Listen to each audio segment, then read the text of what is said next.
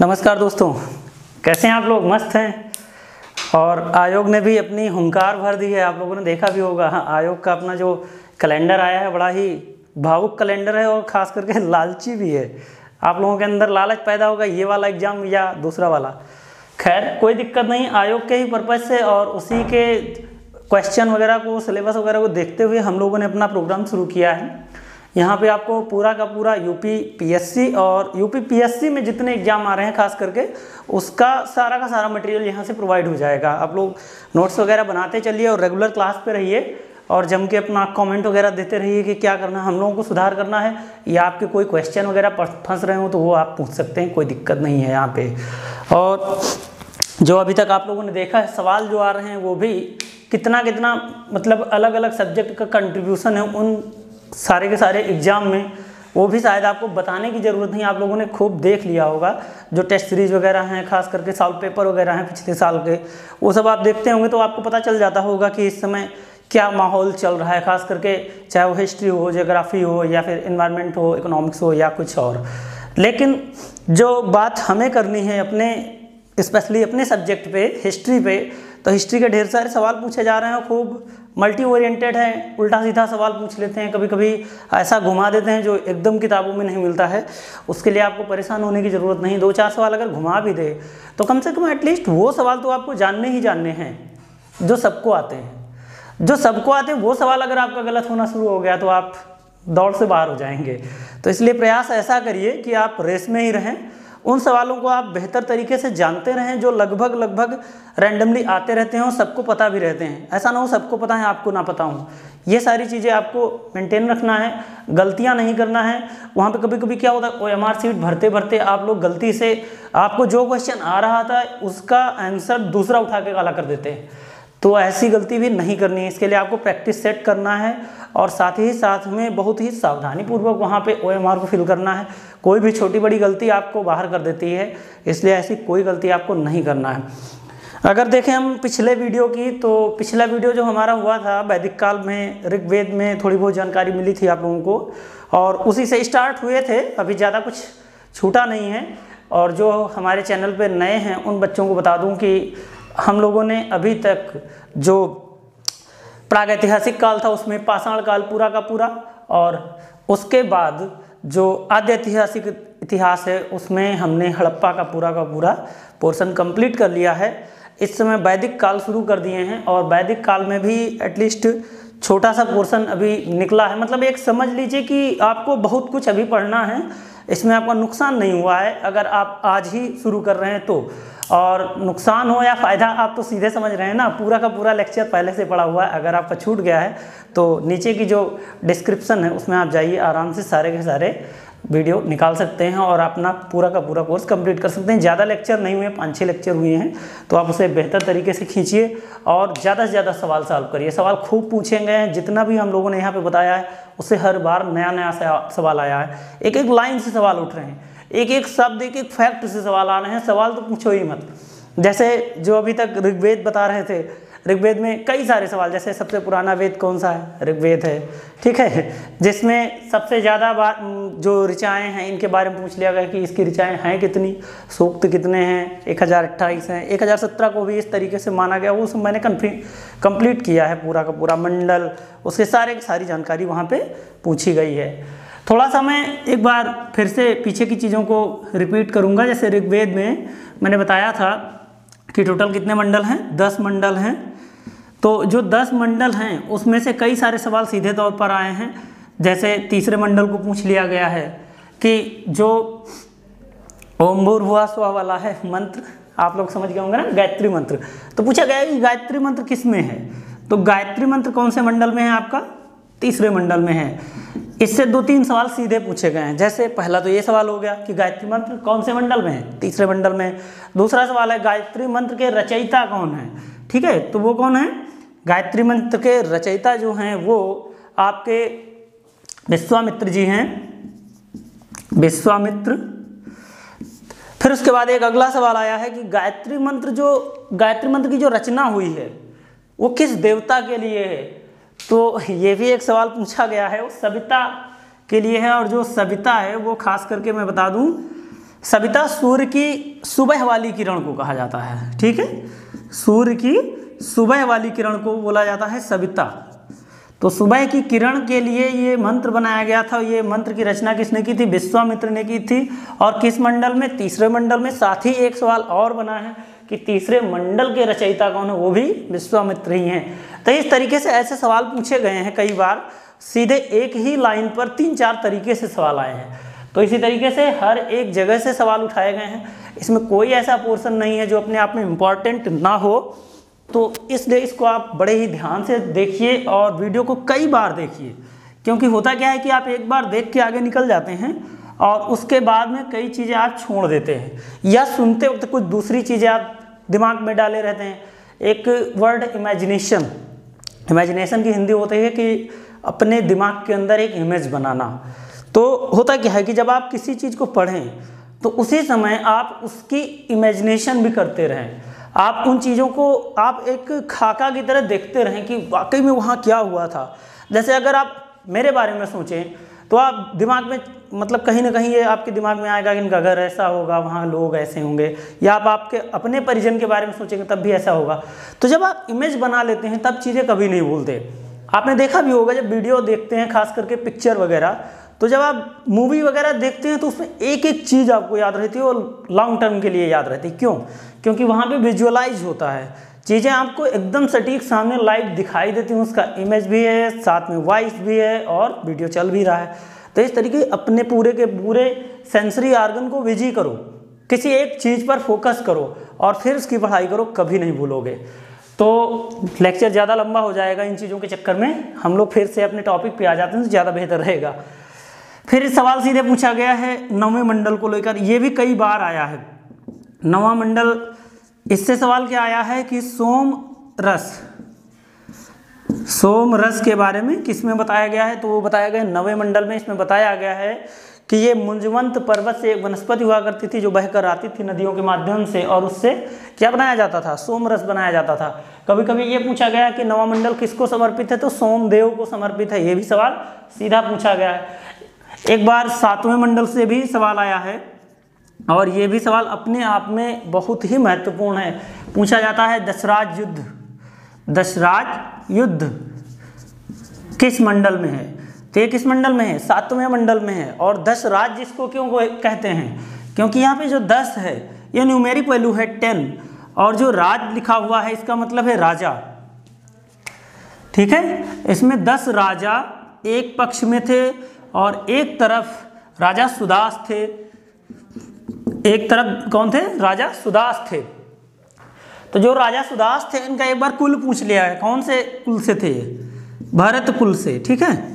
तो इस तरीके से छोटे छोटे सवाल आते रहते हैं, लेकिन इसके बारे में थोड़ा सा जानकारी आपको चाहिए और वो मैं यहाँ पे प्रोवाइड भी करवा रहा हूँ, टेंशन मत लीजिए। हुआ यह था कि राजा सुदास के यहाँ पहले कौन? विश्वामित्र कुल पुरोहित हुआ करते थे। फिर उसके बाद में राजा सुदास ने अपने यहाँ के कुल पुरोहित के पद पर विश्वामित्र को हटाकर किसको बना दिया? वशिष्ठ को रख दिया। मामला यहीं से बिगड़ जाता है। जैसे ही वशिष्ठ कुल पुरोहित बनते हैं, किसको बुरा लगता है? विश्वामित्र जी को। ये थोड़ा गुस्सैले स्वभाव के थे, जल्दी ही आवेश में आ जाते थे।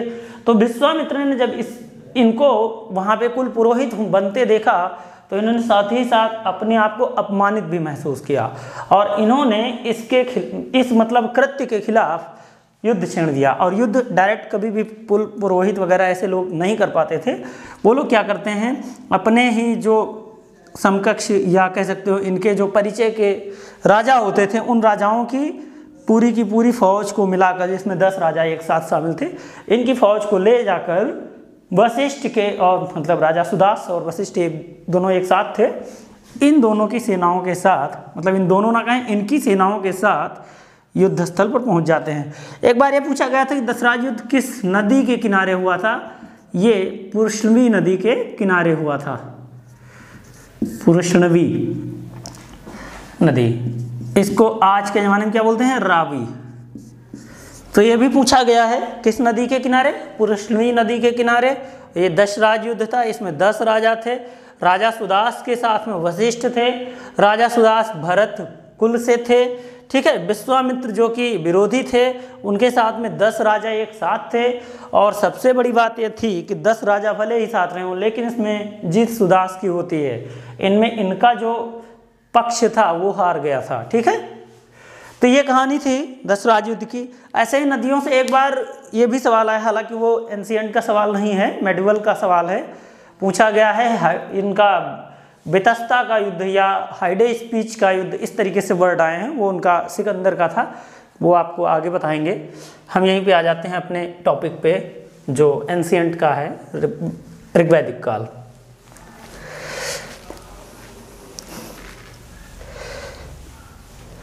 फिर 10वें मंडल से सवाल पूछा जाता है।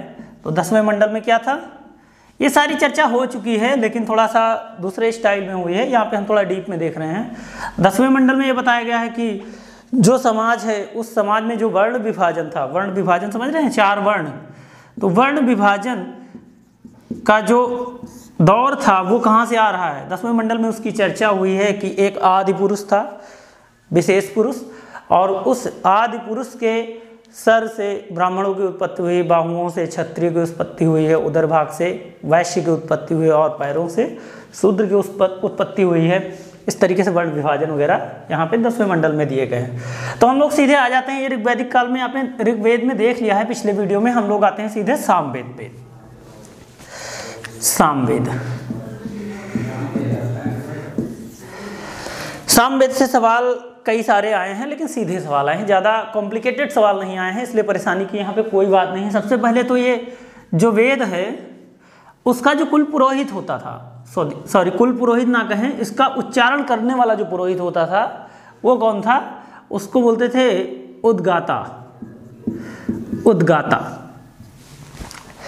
ये पुरोहित करता क्या था, तो सबसे पहले सामवेद के बारे में ये जान लो कि इसके अंदर गायन शैली या कह सकते हो कि जो संगीत विज्ञान है उसका जनक माना जाता है सामवेद। तो इसकी जो ऋचाएँ हैं उनका गान कौन करता था, उद्गाता करता था, ठीक है। उद्गाता इनका गान करता था। इसके जो ब्राह्मण ग्रंथ हैं और आरण्यक हैं, ये सब जो पाए गए हैं उसमें कुछ खास ज़्यादा सवाल आया नहीं है। एक सवाल आया है तांड्य सब जो है ये किसका है, ये सामवेद का ब्राह्मण ग्रंथ है, और इसके आरण्यक और उपनिषद के बारे में ज़्यादा जानकारी पूछी नहीं गई है, तो इसलिए आप उस पर ज़्यादा दिमाग ना चलाएं, सीधे आ जाएं आप अपने यजुर्वेद पे, जहाँ से सवाल खूब पूछे गए हैं। यजुर्वेद, हाँ, एक सामवेद में सवाल ये पूछा गया है कि यह किससे निकला हुआ है। तो जो इसके मंत्र हैं उस मंत्रों में 75 मंत्र को छोड़ दिया जाए तो जितने भी बचते हैं शेष मंत्र वो सारे के सारे ऋग्वेद से आते हैं। तो जब ऐसा सवाल आएगा तो उसमें विकल्प आपका क्या बन जाएगा, उसमें विकल्प आपका बन जाएगा ऋग्वेद। सामवेद जो है वो किससे है, ऋग्वेद से संबंधित है या ऋग्वेद से निकला हुआ है या उसका उत्तरवर्ती माना जा सकता है। यजुर्वेद, यजुर्वेद का जो पुरोहित है, पुरोहित का नाम सीधे पूछा गया। अच्छा, कई बार ऐसा होता है कि पुरोहितों को उठा के इनसे मेल करवाने लगते हैं, तो उसमें चारों वेद दे देंगे, चारों पुरोहित दे देंगे, और उसको आपको एक दूसरे से सेट करना रहता है, उसमें कंफ्यूज कर देता है। तो इसके पुरोहित का नाम क्या है, अध्वर्यु। अध्वर्यु पूछा गया है कि यजुर्वेद के पुरोहित का नाम क्या है, तो वो क्या है, अध्वर्यु। एक सवाल ये पूछा गया है कि निम्न में से कौन सा ऐसा वेद है जिसमें यज्ञ के विधि विधानों के बारे में बताया गया है या उसका वर्णन किया गया है। तो ये भी सवाल आया है, ये थोड़ा सा अपने आप में थोड़ा सा टफ है, लेकिन ये दिमाग अगर लगाओगे तो ये टफ नहीं बचेगा, क्योंकि यहाँ पे उसने ये पूछ लिया है कि यज्ञों से संबंधित संविधान किसमें है, ठीक है। तो जो संविधान की बात हुई, मतलब वो ऐसे नियम जिनसे यज्ञ चलता हो, ऐसे नियम जिनको यज्ञों के दौरान करना अनिवार्य हो, ये सारी चीज़ें कहाँ मिल रही हैं आपको, यजुर्वेद में मिल रही हैं। तो यज्ञों से संबंधित संविधान कहाँ पे देखने को मिल रहा है, यजुर्वेद में मिल रहा है। कभी कभी सीधे सीधे सवाल ये भी पूछ लिया जाता है कि निम्न में से कौन सा ऐसा वेद है जिसमें यज्ञों से संबंधित व्यवस्था दी गई है। तो बात वही है, बस उन्होंने क्या किया कि शब्दों का गेम खेल दिया आपके साथ, तो वहाँ पे भी आपको यजुर्वेद ही लगाना है। तो इस तरीके से सवाल आते रहते हैं। हम लोग अब इसके बारे में थोड़ा सा डिस्कस कर लें कि है क्या क्या इसमें और कौन कौन सी ऐसी चीज़ें हैं जो काम की हैं हम लोगों के लिए। और सवाल वहाँ से आ रहे हैं। तो सबसे पहली बात तो यजुर्वेद में अध्याय कितने हैं? 40 अध्याय यजुर्वेद में। मंत्र टोटल कितने? 1990। जैसे लग रहा है कोई सन हो, डेट वगैरह बहुत आराम से याद किया जा सकता है। 1990 मंत्र हैं इसमें। बाकी आपको तो खैर पता ही है कि इसका जो पुरोहित है वो क्या है? अध्वर्यु है। एक चीज़ ये पूछी जाती है कि ये जो यजुर्वेद है वो किस शैली में लिखा गया है। तो ये भी सवाल कभी कभी डायरेक्ट पूछ लिया गया है शैली को लेकर, और कभी कभी ऐसे पूछ लिया गया है कि कौन कौन सी शैली में लिखा गया है। कभी कभी ऐसे पूछ लिया गया है कि निम्न में से कौन सा वेद है जो गद्य और पद्य दोनों शैली में है। तो गद्य और पद्य दोनों शैली में है। तो जब ऐसा सवाल आए तब भी यजुर्वेद। जब ये सवाल आ जाए कि इन दोनों के लिए एक शब्द स्पेशली दिया जाता है चंपू, तो जब ये वर्ड आ जाए कि निम्न में से कौन सा वेद चंपू शैली में है, तब भी आपका क्या आएगा आंसर आएगा यजुर्वेद। तो इस तरीके से भी सवाल आए हुए हैं, और ये भी इसी के लिए फैक्ट है कि निम्न में से कौन सा वेद गद्य और पद्य दोनों शैली में लिखा गया है, तो वो है यजुर्वेद। यजुर्वेद को चंपू शैली में लिखा गया है, इसमें दोनों चीज़ें देखी गई हैं। अब देखते हैं कि रियलिटी में ये जो यजुर्वेद है इसकी कहानी है क्या। तो यजुर्वेद को ऑलमोस्ट दो तरीके से बांटा गया है। एक तो है शुक्ल यजुर्वेद, और दूसरा है कृष्ण यजुर्वेद। दूसरा क्या है? कृष्ण यजुर्वेद। तो जो शुक्ल यजुर्वेद है इसको वाजसनेयी संहिता भी बोलते हैं। वाजसनेयी संहिता क्या बोलते हैं? वाजसनेयी संहिता बोलते हैं। और जानकारी की बात यह भी है कि इसी वाजसनेयी संहिता और शुक्ल यजुर्वेद की अगर बात करें तो यही वास्तविक वेद भी है, और यजुर्वेद में कृष्ण यजुर्वेद को वास्तविक वेद नहीं माना जाता है। वास्तविक वेद, ठीक है। तो ये बातें हैं यजुर्वेद की। अब हम देखते हैं इनके ब्राह्मण ग्रंथ कौन कौन से हैं, आरण्यक कौन कौन से हैं, उपनिषद कौन कौन से हैं, और इन उपनिषदों से कौन कौन से सवाल आए हुए हैं। क्योंकि उपनिषद से डायरेक्ट सवाल आए हैं, और पूछ लेता है किसमें से कौन सी कहानी किस उपनिषद में मिलती है। तो ज़्यादा कुछ है नहीं, बस कंफ्यूज करता है और कुछ है नहीं इसमें, रटने वाला कुछ भी नहीं है, कंफ्यूज कर देता है। क्योंकि आप रटे रहते हैं और वहाँ पे जाके भूल जाते हैं कि ये इसका था या उसका था, इसमें दिक्कत आती है, बाकी कुछ नहीं दिक्कत है यहाँ पे। ब्राह्मण ग्रंथ, तो ब्राह्मण ग्रंथ में अगर देखें तो इसके जो ब्राह्मण ग्रंथ हैं दो ब्राह्मण ग्रंथ हैं जो बार बार पूछे गए हैं, लेकिन उनमें सीधे तौर पे ये पूछ लेता है कि कौन से वेद का है, ठीक है। जैसे शतपथ ब्राह्मण पूछा गया है कौन से वेद का है। यजुर्वेद में दो पार्ट मैंने बताए थे ना, शुक्ल यजुर्वेद और कृष्ण यजुर्वेद। तो सीधे पूछ लेता है किसका है, तो शतपथ ब्राह्मण किसका है? शुक्ल यजुर्वेद का, ठीक है। फिर पूछा गया तैत्तिरीय ब्राह्मण किसका है? तैत्तिरीय ब्राह्मण, तो तैत्तिरीय ब्राह्मण जो है वो कृष्ण यजुर्वेद का है। कृष्ण यजुर्वेद।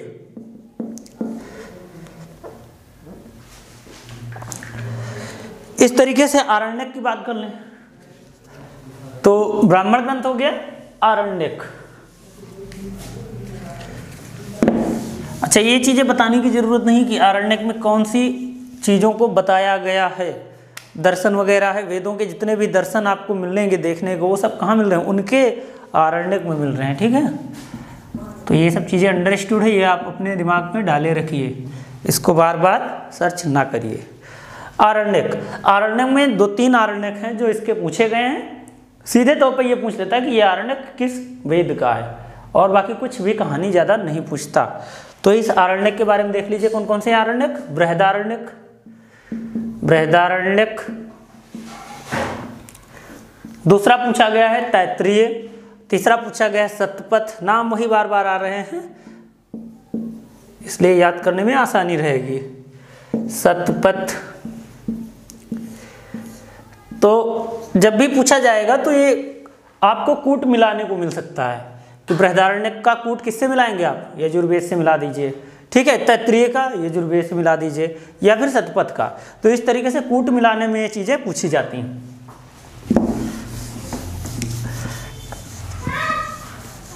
अब देखते हैं उपनिषद। उपनिषद, यहाँ से खूब सवाल आते हैं, डायरेक्ट सवाल आते हैं, लाइन लिखी रहेगी, आराम से उपनिषद के सामने टिक करना है, निकल जाना है। बहुत सीधे सीधे सवाल खूब पूछे गए हैं उपनिषदों में। जैसे पहला उपनिषद बृहदारण्यक, बृहदारण्यक उपनिषद।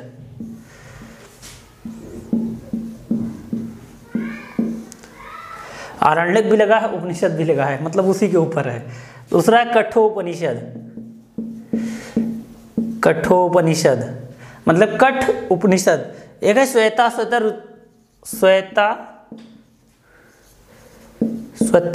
उपनिषद।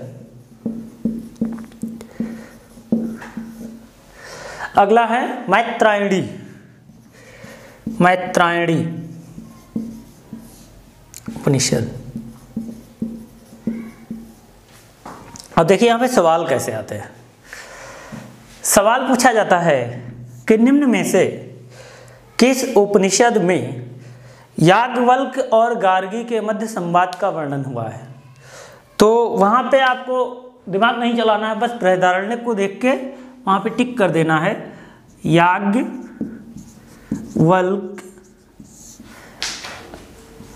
वर्सेस गार्गी,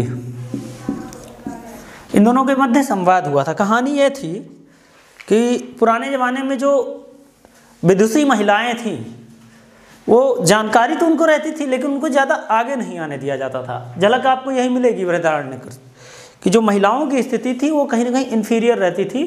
पुरुष प्रधान समाज हुआ करता था, उनको वहाँ पे डोमिनेंट कैरेक्टर के रूप में देखा जाता था। वो हमेशा अपने आप को डोमिनेंसी शो करवाते थे। हुआ ये कि एक बड़ी सी सभा थी, उस सभा में जो याज्ञवल्क्य जी थे, उन्होंने याज्ञवल्क्य जी ने खुला चैलेंज किया कि इस सभा के अंदर मुझसे शास्त्रार्थ कौन करेगा।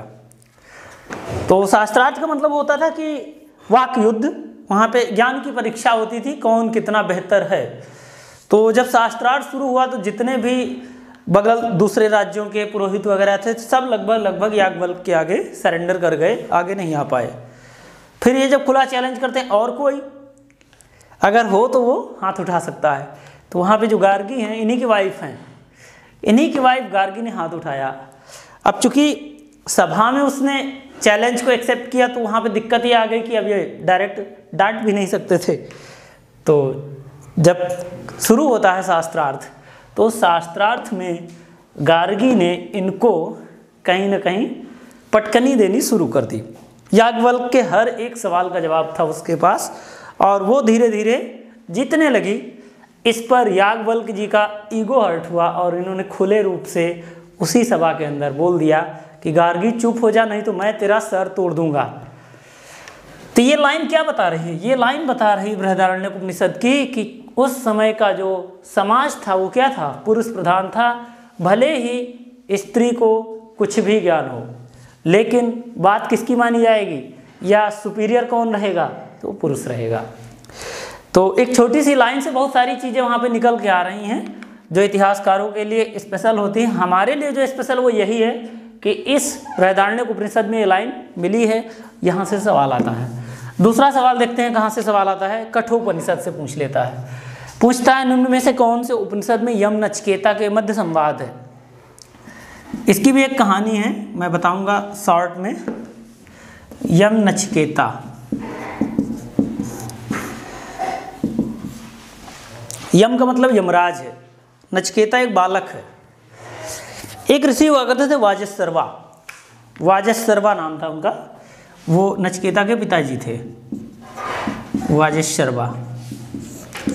हुआ ये कि वाजसर्वा ने एक अनुष्ठान किया और अन्य पुरोहितों को, अन्य ब्राह्मणों को उन्होंने गाय दान देना शुरू किया। हालांकि ये हमेशा करते रहते थे, लेकिन उस दिन कुछ ऐसा था जो कहीं ना कहीं पूरी तरीके से भविष्य को वहाँ पे उसने, नचिकेता जी के भविष्य को वहाँ पे उसने लिख दिया। तो उस अनुष्ठान में जब वो गाय को दान कर रहे थे, तो नचिकेता छोटा सा बच्चा था, दौड़ दौड़ के अपने पिताजी के पास पहुँचता है और जाके कहता है, वाजसर्वा जी से कहता है कि आप मुझे किसको दोगे। भाई गाय का हाथ पकड़, मतलब गाय की डोर पकड़ के किसी एक पुरोहित को दे देते थे। ये चीज़ वो ध्यान से देख रहा था, ऑब्जर्व कर रहा था, छोटा सा था, दिमाग नहीं चला पाया। वो जाके ये पूछ लिया कि मुझे किसको दोगे पिताजी। तो एक दो बार उन्होंने हटा दिया, अवॉइड किया बातों को, लेकिन जब बार बार यही सवाल उसने पूछा तो वो गुस्से में आके डांट के बोले कि मैं तुझे यमराज को दूंगा। तो ये बात नचिकेता के कहीं ना कहीं दिमाग में कौंध गई। वो वहाँ से तुरंत निकल गया कि ठीक है मैं जा रहा हूँ यमराज के पास, देखूँ कहाँ है यमराज। तो यमराज को ढूंढते ढूंढते वो काफ़ी परेशान हुआ। अब बड़ी बात ये थी कि यार आपने कभी भी अगर आपको कोई समस्या होती तो कोई ना कोई भगवान को याद करते हैं, लेकिन भगवान के रूप में महाकाल या भगवान शिव को याद करें यहाँ तक तो ठीक है, लेकिन सीधे यमराज को याद करना शुरू कर दें ये तो नहीं हो सकता। लेकिन ये बंदा पहला था जो यमराज को याद कर रहा है। यमराज भी सोचे कि यार ये बड़ी अजीब चीज़ है, हमारा कौन इस समय नमन कर रहा है, कौन हमें याद कर रहा है, देखते हैं चल के। तो वो जाके वहाँ पे पहुँचे। 3 दिन का भूखा लड़का जब इस तरह यमराज को याद कर रहा था तो उन्होंने जाके उससे पूछा कि क्या चाहिए।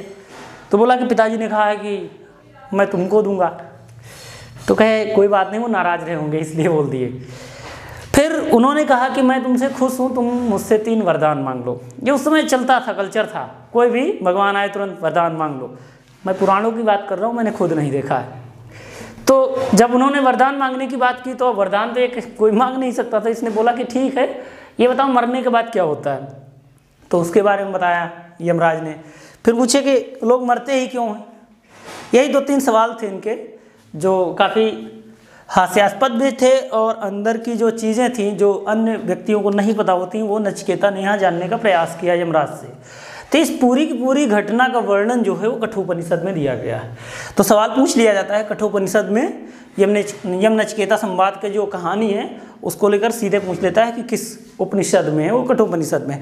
तो इस तरीके से सवाल आए हैं, खास करके यजुर्वेद को लेकर। तो यजुर्वेद अपने आप में बहुत इंपॉर्टेंट रखता है, खास करके जब इसके उपनिषदों को देखा जाता है, और अपने आप में ये यज्ञों से संबंधित संविधान तो है ही है।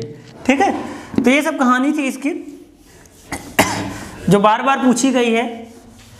थोड़ा ध्यान से इसको नोट करिएगा और कई बार आप इस वीडियो को देखते रहिए, जिससे आपके फैक्ट जो भी मिस हो रहे हों बार बार रिपीट होके याद हो जाए, क्योंकि यहाँ से सवाल खूब आए हैं। अब अगला देखते हैं अथर्ववेद। अथर्ववेद देखिए ये ऐसा वेद है जो वेदत्रयी में नहीं आता है। इसका मतलब क्या हुआ? इसका मतलब है कि इस वेद के अंदर यज्ञों से संबंधित, कर्मकांड से संबंधित कोई बात नहीं की गई है। इसके अंदर कुछ और बात की गई। तो कौन सी बात? वो अलौकिक जीवन की बातें की गई है। इसमें जादू, टोना, वशीकरण, ज्ञान, विज्ञान, ये सारी चीज़ों को इसमें रखा गया अथर्ववेद में। जो आपका बायोलॉजी है या और कोई साइंस हो, मेडिकल साइंस के अलावा भी फिजिक्स, केमिस्ट्री कुछ भी हो, उन सारी चीज़ों की जड़ कहीं ना कहीं आपको अथर्ववेद में देखने को मिल जाएगी। हो सकता है उसका स्तर कुछ दूसरे तरीके का हो, लेकिन सारी चीज़ें वहाँ पे आपको मिलेंगी। इसीलिए अथर्ववेद को यज्ञों से संबंधित वेद ना मानकर अन्य वेद के रूप में देखा जाता है। इसीलिए इसको वेदत्रयी में नहीं रखा गया। इसका नाम भी अथर्वा ऋषि के ऊपर है, जिन्होंने इसको लिखा था या इसका निर्माण किया था। अथर्वा ऋषि, इन्हीं के नाम पर इस वेद का नाम क्या पड़ गया है? अथर्ववेद पड़ गया है। तो सबसे पहले तो वही पुरानी चीज, अथर्ववेद से संबंधित पुरोहित कौन है? तो इससे संबंधित जो पुरोहित है उसका नाम क्या है? ब्रह्मा है। ब्रह्मा, यह भी पूछा गया है। और एक सवाल आया है कि इसका जो ब्राह्मण ग्रंथ है वो क्या है? मैंने अभी पहले भी बताया था कि ब्राह्मण ग्रंथ को लेकर हमेशा कूट अब मिलवा सकता है, क्योंकि पहले ये काम होता था कि डायरेक्ट ब्राह्मण ग्रंथ पूछता था। लेकिन अब चूंकि एग्जाम इतना ज़्यादा कॉम्प्लिकेटेड होता जा रहा है, क्योंकि उनको भी पता है कि सारे के सारे रटे हुए हैं, तो ऐसा करो कूट मिलवा लो। और कूट मिलवाने में गलती तो हो ही जाती है, यही उनका मकसद होता है। तो इसलिए यहाँ पर कूट मिलवाने को मिल सकता है, तो आप कूट के लिए तैयार रहें हमेशा। गोपद ब्राह्मण है, कई बार पूछा गया है। जब भी एग्जाम में आपको विकल्प में मिलेगा तो यही मिलेगा। गोपद ब्राह्मण को खूब पूछा है। ठीक है, दूसरा है आरण्यक। कभी कभी ऐसा भी सवाल आ सकता है कि निम्न में से कौन सा आरण्यक अथर्ववेद का है? तो आप कुछ भी दिमाग ना चलाइए, आप हमेशा के लिए याद रखिए अथर्ववेद में कोई आरण्यक नहीं है। जब भी कोई भी उल्टा सीधा सवाल मचाए आप हमेशा इस बात को दिमाग में रखो कि अथर्ववेद के लिए कोई भी आरण्यक नहीं है, किसी भी आरण्यक की रचना अथर्ववेद के लिए नहीं की गई है। ठीक है, अब आता है उपनिषद। उपनिषद, तो उपनिषद में इसके कई सारे उपनिषद हैं, कई सारे सीधे सवाल भी पूछे गए हैं उपनिषदों से लेकर, खास करके सत्यमेव जयते को लेकर पूछ लिया गया है, मुंडक उपनिषद वाला। लेकिन जो भी इसके उपनिषद हैं उसमें से जो काम के उपनिषद हैं वो हम यहाँ पे देख लेते हैं।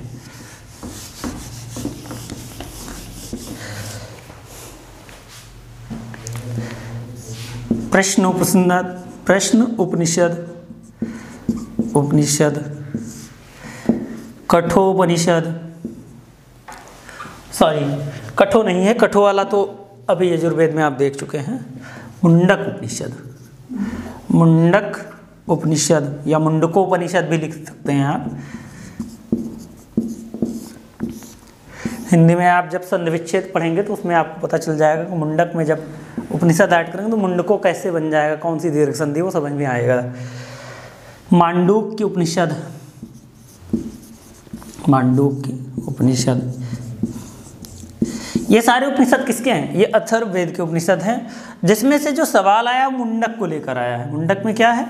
सत्यमेव जयते। पूछा गया है कि सत्यमेव जयते किस उपनिषद में है, सॉरी सत्यमेव जयते, या ये भी लिखा मिल सकता है कि सत्यमेव जयते का जो सत्यमेव जयते का जो वर्णन है वो किस उपनिषद में मिलता है या किस वेद से संबंधित, दोनों चीज़ें पूछी जा सकती। तो अथर्ववेद से संबंधित है, अथर्ववेद का जो मुंडक उपनिषद है उसमें इसके बारे में बताया गया है। तो इस तरीके से यहाँ पे चीज़ें बताई गई हैं। एक सवाल ये भी आया है कभी कभी कि निम्न में से किस वेद के उपनिषदों में, खास करके मुंडक उपनिषद की ही बात करें तो पूछा गया है कि किसमें यह बताया गया है कि यज्ञ टूटी हुई नौका के समान है जिससे भवसागर पार नहीं किया जा सकता। तो वो भी यही मुंडक उपनिषद ही आपको ऑप्शन में लगाना है। तो ये छोटी छोटी चीज़ें थीं जो आपको इन वेदों से संबंधित जाननी थी। यहाँ से जो सीधे सवाल बन जाते थे उन सवालों को हमने यहाँ पे डिस्कस कर दिया है। अब हम लोग सीधे इसके उस समय के सामाजिक जीवन के बारे में, खास करके वैदिक काल के सामाजिक जीवन के बारे में जानने का प्रयास करेंगे। वो आपको नेक्स्ट वीडियो में मिलेगा। धन्यवाद।